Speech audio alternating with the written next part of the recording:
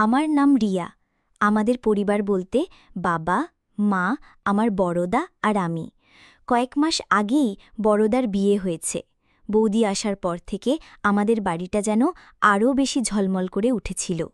বৌদি দেখতে যেমন সুন্দর, স্বভাবটাও ছিল অমায়িক। অল্পদিনেই সে আমাদের বাড়ির সবার মন জয় করে নিয়েছিল, বিশেষ করে আমার। আমি তাকে নিজের বড় বোনের মতোই ভালোবাসতাম, আর সেও আমাকে ছোট বোনের মতো স্নেহ করত। আমার আর একজন বড়দি আছে, যার বিয়ে হয়েছে জামাইবাবুর সাথে। জামাইবাবু পেশায় একজন ডাক্তার এবং শহরেই থাকেন। বড়দা কর্মসূত্রে প্রায়ই বাড়ির বাইরে থাকত, তাই বাড়িতে বেশিরভাগ সময় আমি, মা আর বৌদি থাকতাম। জামাইবাবু প্রায়ই আমাদের বাড়ি আসতেন, আর বৌদির সাথে তার বেশ বন্ধুত্বপূর্ণ সম্পর্ক ছিল, যা দেখে আমার স্বাভাবিকই মনে হতো। ঘটনাটা ঘটেছিল এক রাতে। আমার সেদিন খুব জ্বর এসেছিল, শরীর জ্বরে পুড়ে যাচ্ছিল। বাড়িতে বাবা বা দাদা কেউই ছিল না। মা খুব চিন্তা করছিলেন। যেহেতু জামাইবাবু ডাক্তার, বৌদি তাকে ফোন করে একবার আসতে বলল। জামাইবাবু কাজ সেরে রাতে আমাদের বাড়িতে এলেন।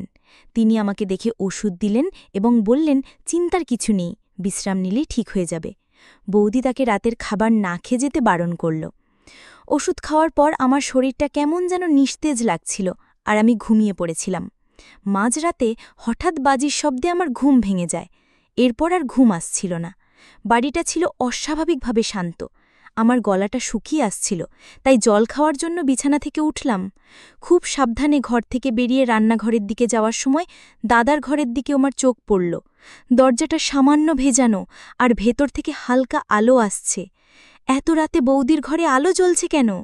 একটা কৌতূহল থেকে আমি নিঃশব্দে দরজার দিকে এগিয়ে গেলাম। জানালার পর্দার একটা কোণা একটু সরানো ছিল। সেই সামান্য ভাগ দিয়ে ভেতরে উঁকি দিতেই আমার পৃথিবীটা যেন এক মুহূর্তে থমকে গেল।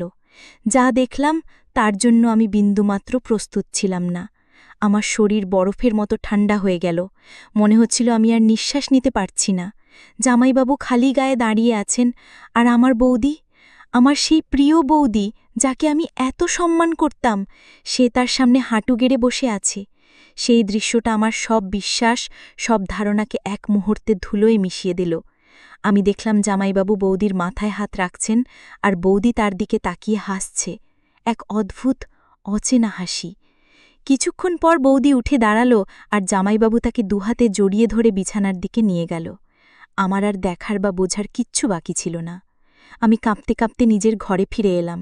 সারা রাত আমার চোখে এক ফোঁটা ঘুম এলো না। জ্বর কোথায় উবে গেল, তার বদলে এক তীব্র ঘৃণা আর কষ্ট আমার ভেতরটাকে তোলপাড় করে দিচ্ছিল।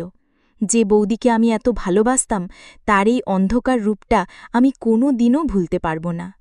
পরদিন সকালে বৌদি যখন হাসি মুখে আমার জন্য নাশতা নিয়ে এলো, আমি তার চোখের দিকে তাকাতে পারলাম না।